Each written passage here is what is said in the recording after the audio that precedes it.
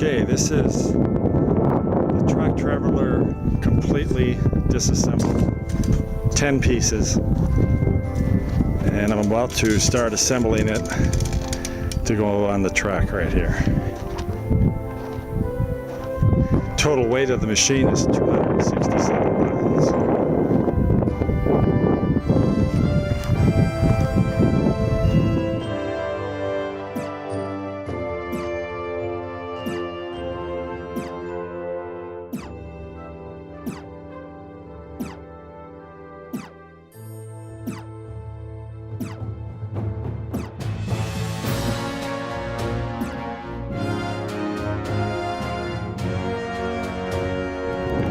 It's complete. A little bit windy, I don't know if you can hear me.